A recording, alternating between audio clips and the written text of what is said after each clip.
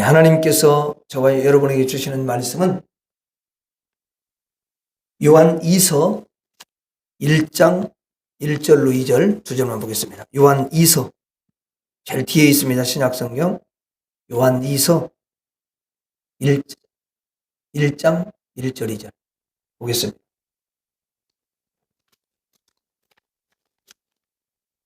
자, 같이 읽겠습니다. 시작.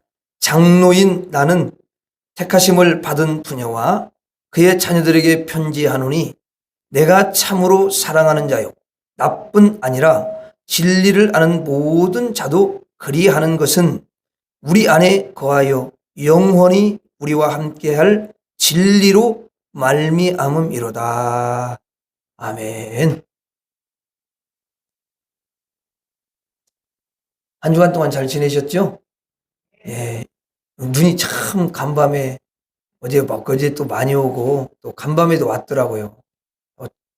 새벽 기도 끝나고 나가보니까 차가 다 얼었더라고. 근데 여러분들이 이렇게 눈이 많이 오고 길도 좋지 않는데 그렇게 주님을 사랑하는 마음을 가지고 달려왔으니 우리 주님이 너무도 기뻐하시고 여러분의 그 믿음은 정금보다 더 귀한 믿음인 줄로 믿습니다. 주님 마음을 흐뭇하게 해드리는 그런 믿음이에요. 우리 주님이 너무도 기뻐하실 줄로 믿습니다. 우리 여러분들에게 풍성한 은혜를 허락해 줄 줄로 믿습니다. 또 가정에서 드리시는 분들에게도 하나님께서 은혜와 평강을 허락해 줄 줄로 믿습니다. 여러분 한 분 한 분이 얼마나 귀한지 몰라요. 제가 볼 때는 여러분들이 보석하고는 비교가 안 돼요. 여러분들은 하늘에 다 보석인 줄로 믿습니다. 여러분들 한 분 한 분을 예수님의 이름으로 크게 축복합니다. 여러분들이 다 주님 안에서 늘 형통하고 주님이 크게 축복하시는 그런 증거들이 더 크게 나타날 수 있기를 주의 이름으로 축원합니다. 오늘 한번 따라서 하겠습니다. 진리를 아는 자. 다시 한번 진리를 아는 자.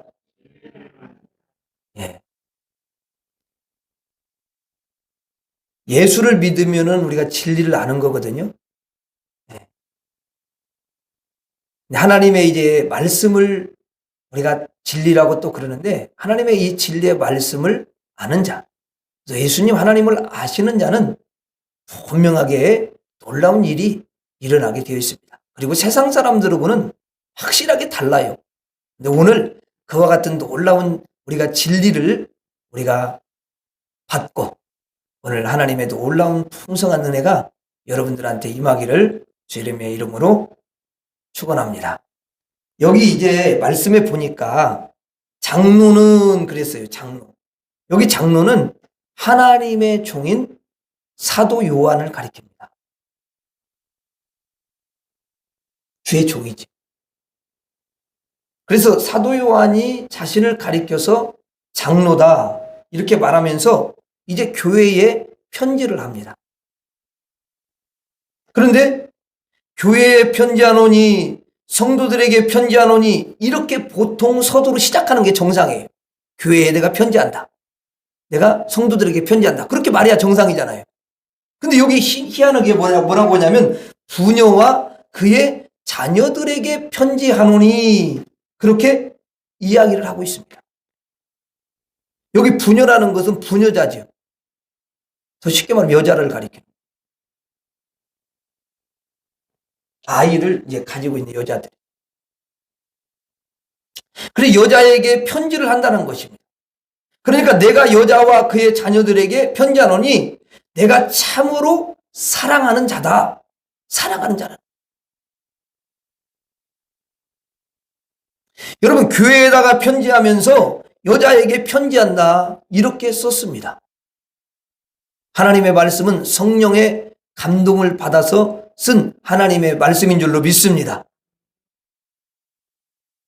구약시대에는 여러분 여자는 사람의 그 인원수에 포함을 시키지를 않습니다. 구약에.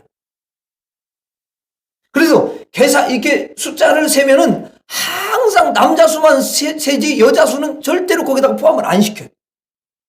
여러분들 성경 읽어봐요. 그래서 여자는 사람 안에 수에 들어가지 않습니다. 이스라엘 백성들이 특별히 인구 조사할 때 모든 남자들이 몇 명, 몇 명, 몇 명이다 이렇게 이야기를 하지 거기에 여자의 수를 넣는 법은 없어요. 이스라엘의 백성들의 수는 아닙니다. 그런데 여기 신약에 와서 예수님의 제자 요한은 여자에게 편지하노니 이렇게 말함으로써 여자가 얼마나 존귀한지를 존귀함을 이야기를 해준다는 거예요. 그래서 예수께서 오신 신약 시대에는 남자와 여자가 차등이 있는 게 아니라 평등하고 사람을 차별하지 않는 것을 우리가 볼 수가 있습니다. 하나님의 종 요한이 그렇게 말을 하고 이제 진리를 받은 사람들, 진리를 아는 자들은 누구든지 다 그렇게 여긴다는 거예요. 그래서 우리는 구약에 사는 것이 아니라 신약 시대 백성이기 때문에 예수 그리스도의 교훈을 따라서 남녀를 차별하지 않고 공평하게 사랑해야 되는 줄로 믿습니다. 사랑해야 돼요. 유교는 어때요? 좀 여자들을 이렇게 낮게 보고, 그렇죠? 저는 56세거든요. 제가 어릴 때 보면은요, 우리 어머니 식사도 제대로, 상에서 제대로 못 드셨어요. 부엌에서 드시는 것도 많이 봤어요. 나는. 그 남자들만 거기 딱, 이제 그렇게, 나는 그래서, 모양새는 안 좋더라고, 어리지만, 솔직히. 엄마는 실컷 희생하면서. 그게 이제 유교적인 그런 어떤 가르침입니다.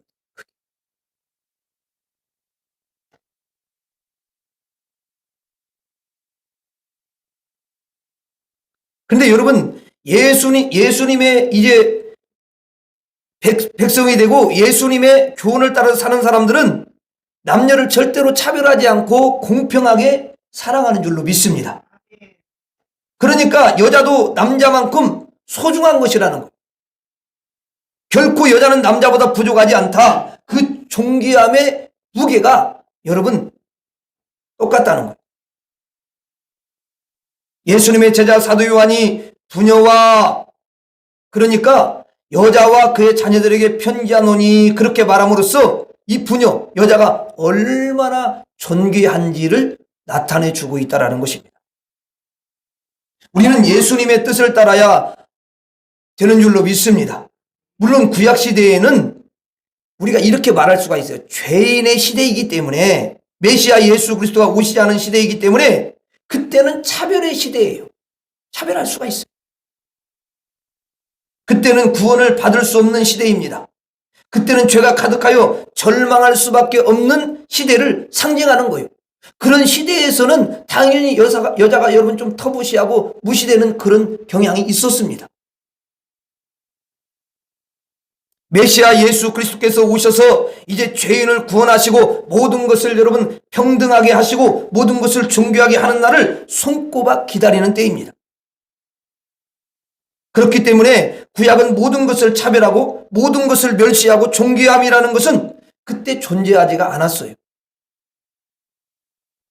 예수께서 오셔서 이제 우리 모두를 존귀하게 하고 공평하게 하시고 구원을 이루어 주시는 것입니다. 우리는 아직도 이 구약적 사고방식을 갖는 경우가 있는데 결코 그렇지 않습니다. 그래서 교회에서는 남자와 여자를 똑같이 존귀히 여겨야 되는 것입니다. 어찌 보면 교회 안에는 여자들이 더 많아요. 여자들을 빼버리면요 교회가 돌아가질 않아요. 죄송하지만.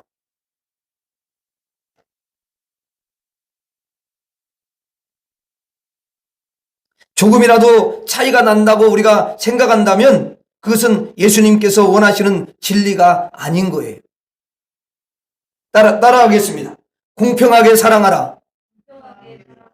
다시 한번 공평하게 사랑하라. 공평하게 사랑을 해야 된다고 성경은 가르치는 거예요. 그런데 여기 사도 요한이 이렇게 썼습니다. 장로인 나는 택하심을 받은 부녀와 그의 자녀들에게 편지한다. 자, 장로인 나는 택하심을 받은 부녀와, 그래서 그렇게 이야기되어 있죠. 자, 택하심을 받은 부녀라는 것은 하나님이 이 부녀를 어떻게 했다라는 거예요. 택하셨다라는 거예요. 택하셨다. 남자만 택한 게 아니야. 여자도 택한 거예요. 그것을 지금 강조해 주는 거예요. 그러면 여러분, 사람보다 하나님이 먼저 사랑하셨다는 거죠. 맞죠? 택하셨다는 건 사랑이야, 택하지. 하나님이 먼저 택하셨기 때문에 우리도 마땅히 사랑하는 것인데, 우리가 이 부녀 여자를 사랑하기 전에 하나님이 먼저 택하시고 그 여자를 사랑했다. 그겁니다. 이것을 보면 하나님은 여자를 무시하는 분이 아니시라는 거예요. 아멘. 여자를 택하시고 여자를 사랑하시고 하나님의 종이 이제 여자를 여러분 사랑하게 하고 진리를 아는 모든 자들이 여자를 사랑하게 그렇게 만드는 거예요. 그렇기 때문에 하나님이 가장 먼저 여자를 사랑하셨고 택하셨고, 그 다음에 하나님의 종이, 주의 종들이 또 여자를 사랑하고 또 진리를 아는 자들이 여자를 사랑하게 됩니다. 그래서 하나님은 여자를 한 번도 이렇게 성경에 보면은 무시한 적이 없어요. 창세 이래 하나님은 항상 여자들을 존귀하게 여기신 줄로 믿습니다. 사람이 죄로 인해서 교만하여지고 높아지고 힘센 자들이 항상 진리가 되고 그러기 때문에 여자는 상대적으로 멸시를 받아왔습니다. 진리를 아는 사람들은, 성경을 아는 사람들은, 그리고 하나님의 뜻을 아는 사람들은 항상 남자와 여자를 공평하게 사랑해야 되는 줄로 믿습니다. 그런데 성경에서 교회를 표현할 때에 남자로 여러분 표현을 하지 않는다는 거예요. 성경을 보면. 남자로 표현한 적이 없어요. 교회를 표현할 때는 절대 남자로 표현하지 않아요. 항상 이렇게 표현합니다. 예수님은 신랑이고 교회는 신부다. 교회를 여자로 표현을 하지 남자로 표현을 하지 않습니다. 또 여러분 이제 구약 시대로 거슬러 올라가서 보면은 하나님이 신랑이 되시고 하나님의 백성들은 신부가 되는 거예요. 그래서 남편이라는 표현을 쓰는 거예요. 남편. 남편이 됐는데 너 어떻게 그렇게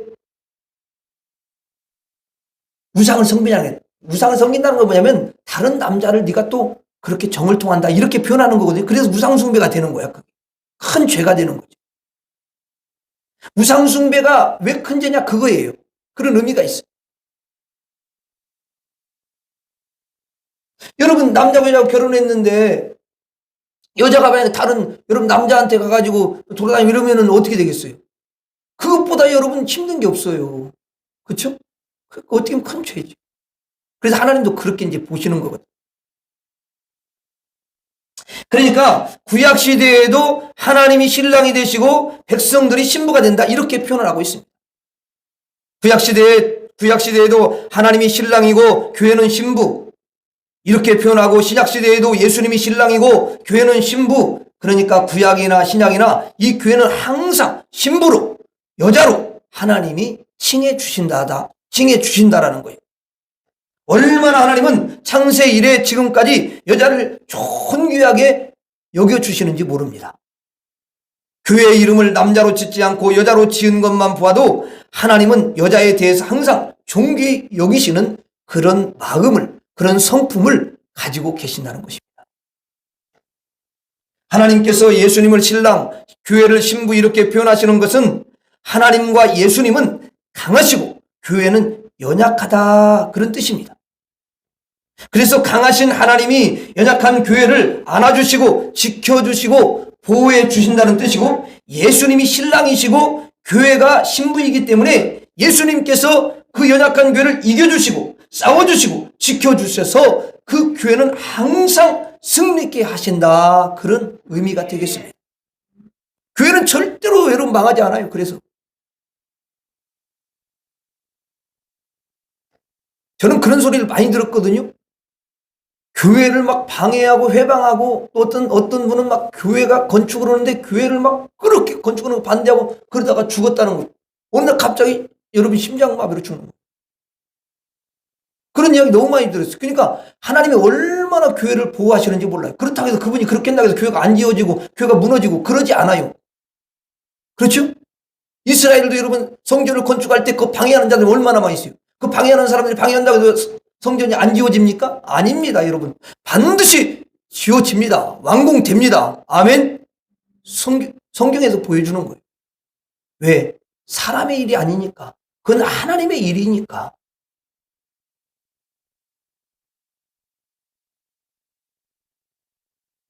그래서 예수님이 다 여러분 지켜주셔서 이기게 해주셔요.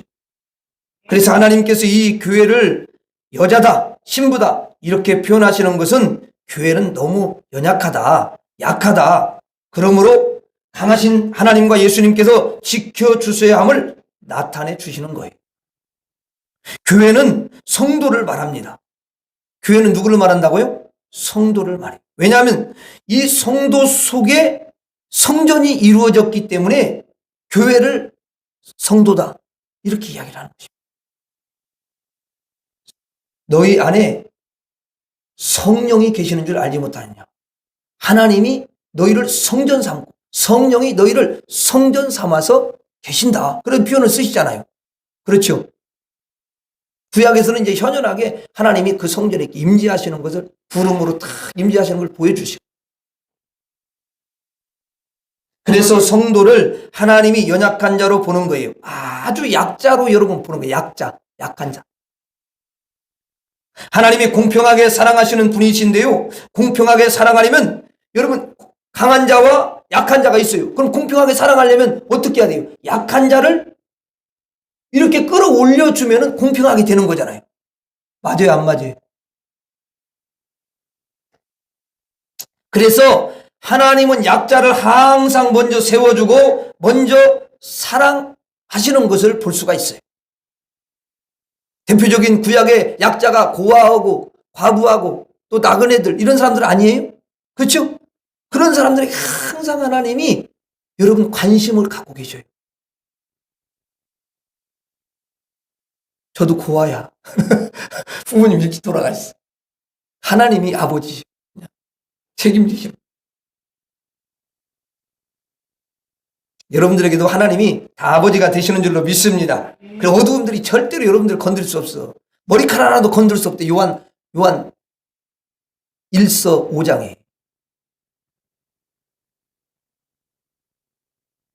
그래서 공평하게 하나님은 그렇게 만들어 주시고요. 약자를 올려서 하나님은 약자를 멸시한 적이 한 번도 없으셔요.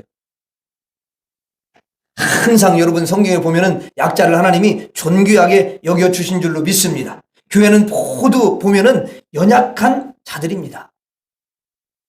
하나님만이 강하시지요. 예수님만이 이기시지요. 그러므로 교회는 곧 성도는 항상 연약한 가운데 놓여 있는 것입니다. 그래서 우리는 신앙생활하면서 하나님은 강하신 분, 예수님은 이기시는 분, 그리고 승리자요, 창조자요, 능력자다 이렇게 항상 믿음을 갖는 동시에 성도들을 이제 또 보잖아요. 우리가 성도들을 볼 때에 너무도 연약하구나, 참 약하구나, 아내를 볼 때 너무 약해, 참 연약해 이렇게 봐야 되는 거예요. 이것이 하나님의 눈으로 예수님의 눈으로 바라보는 줄로 믿습니다. 이게 예수님의 뜻인 거예요. 성도들을 여러분 바라볼 때에 강하구나 이렇게 보면 절대로 안 되는 거야. 그러면 이제 성도를 강하게 봤어요. 그러면 성도가 만약에 실수하면 어떻게 돼요? 잘할 수 있는데 왜 실수를 했을까? 아니 저렇게 강한데 왜 실수를 하는 거야? 이렇게 또 판단을 하게 되는 거야. 항상 연약한 자로 보게 되면 연약하니까 그럴 수밖에 없지. 그럼 약한데 부족한데 그럼 당연히 그렇게 할 수밖에 없는 거야. 이게 용서가 되면서 이해도 되는 거예요. 아멘. 이게 하나님이 원하시는 거예요. 하나님은 우리를 약자로 보시고 연약한 자로 항상 보시는 줄로 믿습니다. 부족한 자로 보셔요. 여러분들 하나님 우리 볼 때 얼마나 부족한 게 많아요. 힘도 부족하고 지혜도 부족하고 능력도 부족하고 건강도 부족하고 다 부족한 거예요. 부족 안 한 게 어디 있어요. 영적인 건 더 부족해요. 맞아요, 안 맞아요? 그래서 맨날 은혜 달라고 하는 거 아니에요?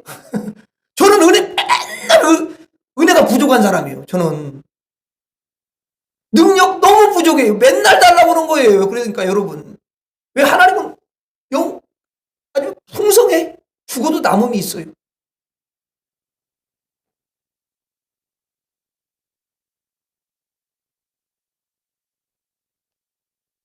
그래서 하나님은 항상 우리를 부족하다 너희들은 이렇게 보시는 거예요. 그래서 하나님은 늘 우리를 부족하니까 용서하셔요. 만일 하나님은 약하신데 우리는 강하다. 이렇게 여러분 반대로 생각해 보세요.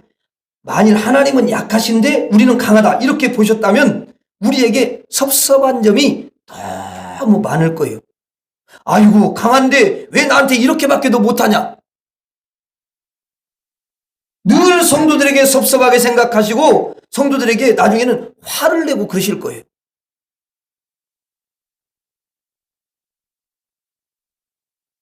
그런데 하나님은 항상 저와 여러분들 성도님들을 볼 때 그래 약하지 부족하지 어렵지 힘들지 그래 그럴 수밖에 없어. 그 잘못할 수밖에 없는 거야. 당연해. 항상 그런 마음을 가지기 때문에 하나님은 성도들을 용서하시지 않는 적이 단 한 번도 없고 성도들에게 화를 내는 법이 없으신 줄로 믿습니다. 왜 그래요? 약한 자로 보기 때문에 그렇습니다. 우리는 하나님의 마음을 읽고 하나님의 뜻을 알고 하나님이 성도들을 어떻게 보는지를 잘 분별해서 우리가 성도님들을 볼 때마다 야 정말 약하시구나. 정말 힘드시겠어. 얼마나 힘들까? 얼마나 고달플까? 얼마나 얘가 탈까? 얼마나 참 부족할까? 얼마나 힘들까? 항상 그런 생각을 우리가 해야 되는 줄 믿습니다. 그래서 늘 우리가 기도해 주는 거예요. 하나님, 저분을 도와주세요. 하나님, 너무 연약해서 주저앉아 있는데요. 이렇게 세워주세요. 항상 그렇게 기도하는 거예요. 저도 마찬가지. 하나님 아무개가 너무 힘들어해요. 아무개가 너무 하는 고통 가운데 있습니다. 신음하고 있어요. 어떻게 하면 좋아요? 주님 도와주세요. 이렇게 세워주세요. 붙잡아주세요. 좀 치료해주세요. 그렇게 기도하는 거예요. 그래서 성도들은 늘 기도해야 되는 줄로 믿습니다. 여러분 아내들이 남편들이 있지 않습니까? 그 남편들이 강하다고 생각하지 마세요. 그게 문제야. 그러니까 아내가 늘 남편을 위해서 기도해요. 왜냐하면 내 남편이 하나님 앞에서 보면 너무 연약하니까. 내 남편이 한계가 여러분 있지 않습니까? 아니 한계가 있지 않으면 돈도 많이 벌어다 주고 문 포강해 주고 그렇게 되는데 안 되잖아 그게. 그렇잖아요? 내 남편이 하나님과 같은 능력을 갖고 있지 않아요. 항상 여러분 보면은요 연약한 상태에 놓여 있습니다. 남자는 언제나 책임감에 막 시달리고 그리고 가정을 지켜야 한다는 그런 의무감이 가득하고 때로는 여러분 남자들이요 강한 것 같지만요 두렵기도 하고 때로는 분별이 안 될 때도 있고 때로는 실수할 수도 있고 그래서 아내가 늘 기도를 해주는 수밖에 없어요. 하나님 우리 남편 너무 연약한데요. 하나님 도와주세요. 하나님만이 도와줄 수가 있습니다. 늘 그렇게 기도하셔요. 남편이 실수하거나 이제 부족한 것이 보일 수가 있어요. 발견될 때가 있습니다. 그럼 어떻게 해야 돼요? 그때 항상 연약하다는 걸 인식을 하고 있기 때문에 당연해. 아이고 그래 연약해서 그런 거야. 그럴 수밖에 없어. 이렇게 받아들여야지. 왜 그래? 이러면 여러분 안 되는 거야. 그럼 끝난 거예요. 이제 싸움 나는 거예요. 왜 당신 실수합니까? 아니 당신 그렇게 실수할 수가 있어? 완벽하지 않으니까 실수하는 거예요. 그렇게 말하면 안 되지요. 그렇죠? 완벽하다고 보고 강하다고 보고 능력자라고 이렇게 보니까 당신이 왜 그렇게 실수합니까? 이렇게 말이 그냥 저절로 나가는 거예요. 아, 진짜 그래요. 여러분, 자기 아내가 실수할 때도 그래요. 남편이 아내에 대해서 큰 연약함으로 보면은 아내가 실수할 때 아이고 그럴 수밖에 없지 뭐. 아이, 그럴 수도 있어. 그럼 맞아, 연약하니까 그러는 거 아니야? 늘 그렇게 보는 거예요. 실수했어. 그럼 어떻게 하라고요? 자, 실수했어. 아내가 실수했어. 그럼 어떻게 해야 돼요? 그럼 연약해서 그렇지. 그럴 수도 있어. 이렇게 하시라는 거야. 또 여러분 이제 신앙생활 하면서 집사님이 있으면 실수하면 그럼 그럴 수 있지. 연약한데 아유 그래 맞아. 연약하니까 그러는 거야. 저 집사님도 연약하지. 이제 혹시 여기 사모님 계시잖아요. 여러분에게 또 사모님이 또 더 나아가서 여기 있는 제가 실수하겠어요? 안 하겠어요? 미리 말씀드립니다. 실수합니다. 안 하려고는 노력하지만 실수를 하는 거예요. 왜? 부족하니까. 연약, 인간이니까. 그러니까 실수하면 아니 어떻게 사모님이 돼가지고 그냥 그렇게 실수를 다 할 수가 있어? 그래갖고 또 시험 드는 사람이 있더라고 내가 보니까. 또 아니 그래 아니 목사님 직분을 가지고 계시는데 어떻게 그럴 수가 있냐고. 그래갖고 아주 나가 자빠져 계셔 그냥. 완전 시험 들었어 그냥. 물론 목사님 조심하셔야지. 근데 여러분 그렇게 하면 안 된다는 거예요. 하나님 앞에서는 누구든지 목사님도 사모님도 집사님도 장로님도 다 누구든지 연약하니까 다 실수할 수 있는 거야. 아이고 그럼 얼마든지 실수할 수 있지 라고 항상 생각을 하셔야 된다 그 말이에요. 아멘. 그러면 여러분 시험 같은 거 안 들어요. 나는 시험 드는 사람 많이 봤는데 다 그렇더라고. 그렇게 이야기를 해.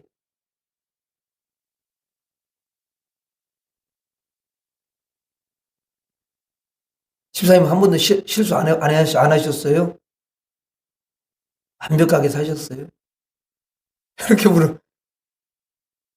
여러분 하나님이 그렇게 물어보면 뭐라고 할 거예요? 그러니까 그렇게 하시면 안 된다는 거야. 아멘. 하나님은 너무너무 우리 불쌍히 여겨주시고 계속해서 그래 넌 그럴 수밖에 없어. 야 너 그렇게 넘어질 수밖에 없잖아.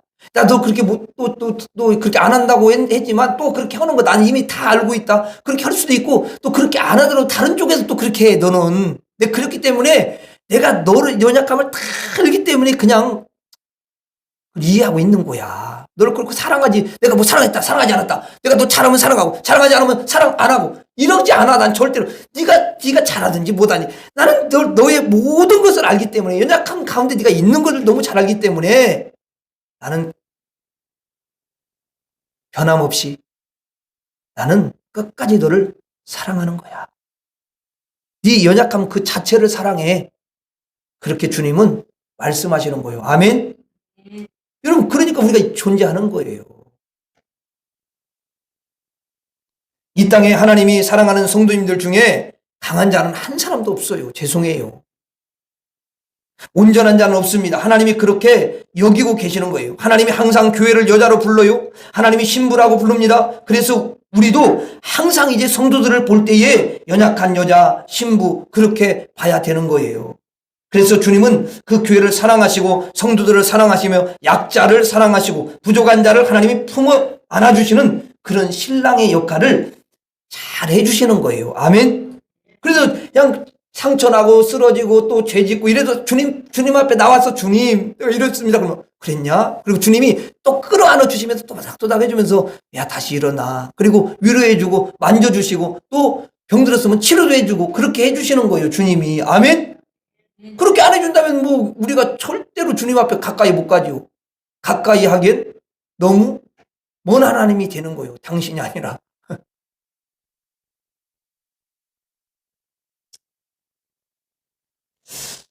그래서 우리가 주님을 닮은 사람이다. 주님의 그 진리를 아는 사람이다. 그렇다면 우리는 누구를 사랑해야 되냐? 약자를 사랑하라. 아멘. 따라서 하겠습니다. 약자를 사랑하라. 약자를 사랑하라. 다시 한번 약자를 사랑하라. 약자를 사랑하라. 아까는 남자 여자를 어떻게 하라고 그랬어요? 어떻게 사랑하라? 공평하게 사랑하라. 공평하게 사랑하고 그 다음에는 뭐냐면 약자를 사랑하라는 거예요. 아멘. 약자. 이걸 잊어먹으면 안 돼. 약자를 사랑하는 거예요.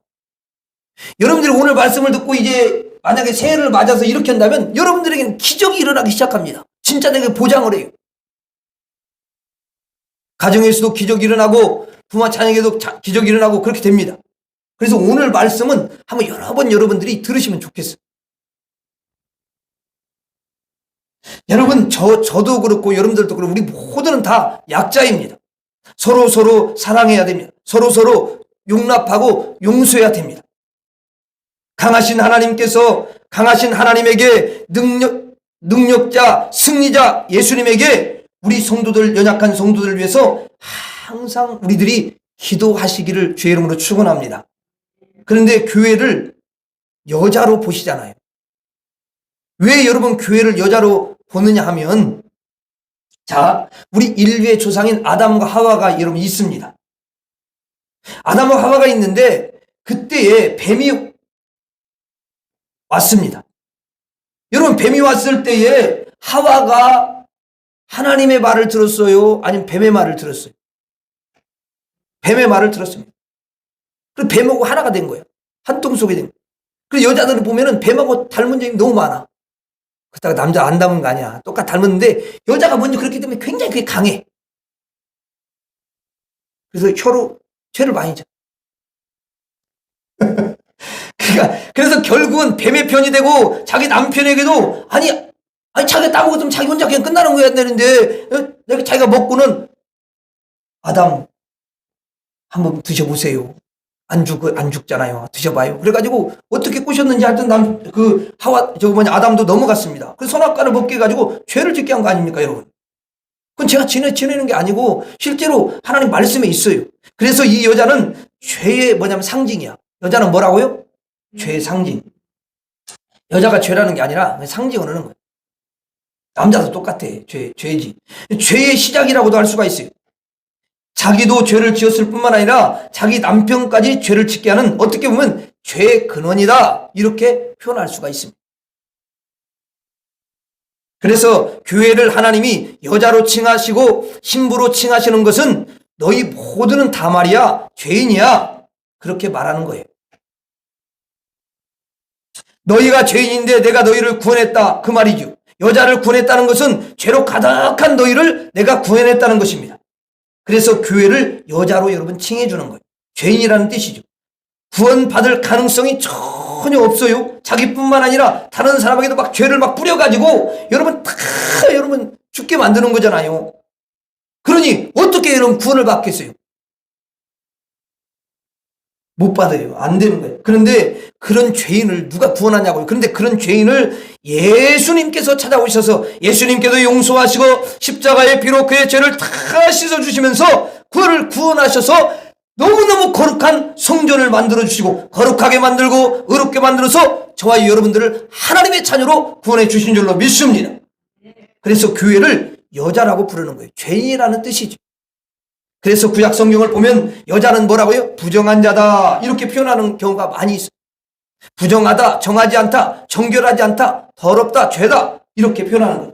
그런데 예수님께서 오셔서 이 여자의 모든 죄를 용서하시고 그를 완전히 여러분 청소를 해가지고 성전을 만드시고 깨끗하게 죄를 씻어서 거룩하게 만들고 의롭게 만들어서 그걸 이제는 교회라 내가 사랑하는 교회니라 이렇게 칭해 주시는 줄로 믿습니다.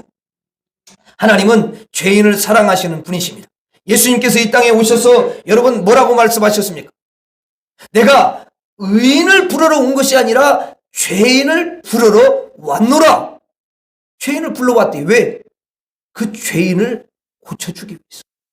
그러니까 여러분 죄인을 예수님이 찾아왔는데 바로 여자를 찾아온 거예요. 그 죄인 여자를. 우리가 그렇게 볼 수가 있어요. 부족한 자, 더러운 자, 부정한 자를 예수님께서 외면치 아니하시고 여러분 찾아와 주신 거죠. 그래가지고 그를 구원해 주셨습니다. 이게 뭐냐면 예수님의 뜻입니다. 그러므로 우리가 할 일은 이제 뭐냐? 예수님의 마음이 되어가지고 예수 그리스도의 형상이니까 예수님의 성품이 우리 안에 임하였기 때문에 우리도 마땅히 죄인을 여러분 멸시하고 죄인을 외면하고 이렇게 하는 것이 아니라 죄인을 사랑하고 그 죄인들의 그 연약함을 감싸주고 그 죄인들의 죄를 용납해주고 용서해야만이 그리스도의 형상을 가진 사람인 줄로 믿습니다. 그리스도의 성품이 이루어진 사람이에요. 예수님을 그때 닮는 거예요. 우리가 여러분 죄인을 불쌍히 여기고 죄인을 여러분 사랑하고 죄인을 여러분 용서해주고 이러면요 예수님의 마음이 확 내 안에 여러분 자리를 잡는 거예요. 그리고 너는 내 마음을 가졌도다. 우리 주님이 그렇게 인정을 해주시는 거야. 아멘. 예수께서 죄인을 사랑하신 후 그리고 죄를 용서하시고 그를 구원하셨기 때문에 이제 구원을 받은 성도들, 예수님의 사랑을 받고 죄를 용서받은 그런 성도들은 마땅히 다른 죄인들을 또한 사랑해야 될 줄로 믿습니다. 용서해야 될 줄로 믿습니다. 여러분 마태복음 18장 35절에 그래요. 너희가 각각 마음으로부터 형제를 용서하지 아니하면 나의 하늘 아버지께서도 너희에게 이와 같이 용서를 않겠다 그 말 아니에요? 그러니까 너희들 용서해라. 용서하며 사는 거야. 그렇게 말씀하시는 거예요. 강조를 해주시는 거지. 예수님 믿고 예수님의 십자가의 피로 죄를 용서받고 구원받은 성도들은 조건이 없어요. 무조건 죄인들을 용서해야 될 줄로 믿습니다. 무조건 사랑해야 될 줄로 믿습니다. 그러니까 원수도 사랑하라는 거예요. 불신자한테 그렇게 하라는 게 아니에요. 이미 그 사랑을 받은 용서받을 수 없는 죄인. 그러나 용서받았잖아요. 내가 그렇게 용서받았기 때문에 죄를 용서하지 못한다면 그건 진리를 절대 아는 사람이 아닙니다. 진리를 아는 자는 어떻게 해야 되냐? 따라서 하겠습니다. 죄인을 사랑하라. 다시 한번 죄인을 사랑하라. 그러니까 우리가 사람을 딱 볼 때에 죄인이다 이렇게 봐야 돼요. 옆 사람 쳐다봐요. 옆 사람은 딱 쳐다보면서 딱 해봐요. 옆 사람 딱 쳐다보면 뭐라고 어떻게 라고요? 죄인이다. 아, 죄인이니까 죄를 질 수밖에 없구나. 이렇게 생각해야 돼요. 아멘? 죄인이다. 아, 맞아. 죄인이니까 죄를 질 수밖에 없지. 저렇게 부족한 걸 보이는 거야. 죄인이 죄인을 보고 저럴 수 있는가? 이렇게 생각한다면 그것은 이미 예수님의 눈이 아니에요. 그건 무슨 눈이에요? 그건 예수님 눈이 아니에요. 마귀 눈이야. 예수님의 눈은 우리를 다 뭐냐면 죄인으로 보는 거예요. 다 하와로 보는 거예요. 아멘. 하와의 조상이니까. 하와의 그 후손들이니까. 아멘. 그래서 이미 죄를 진다는 것을 전제하에 우리를 사랑하시고 여러분 우리를 용서하신 것처럼 우리는 누구를 보아도 죄인이라고 보면서 그의 죄를 용서할 수가 있어야 예수님의 그 뜻을 따르는 사람이고 진리를 아는 사람인 줄로 믿습니다. 그래서 진리를 아는 사람은 따라서 하고 마치겠습니다. 공평하게 사랑하라. 약자를 사랑하라. 죄인을 사랑하라. 다시 한번 해봅시다. 공평하게 사랑하라. 약자를 사랑하라. 죄인을 사랑하라. 기도하겠습니다. 하나님 아버지, 정말 나를 보면 얼마나 악하고 더럽고 추한 죄인인지 정말 하나님 죄만 짓다가 인생을 마감하고 지옥에 떨어질 수밖에 없는데 우리 예수님 오셔서 나 같은 죄인 끌어안아 주시고 예수님의 십자가의 그 피로 다 씻어주시고 용납하시고 용서하시고 지금도 용서하시고 끝없이 용서하시고 사랑해 주시는 그 주님의 사랑을 받을 수 있게 하신 것 너무 감사합니다. 이제부터는 진리를 아는 자로서 공평하게 사랑하고 약자를 사랑하고 죄인을 사랑하는 그런 주님이 기뻐하는 사람으로 드려지게 하여 주옵소서. 예수님 이름으로 기도하옵나이다. 아멘.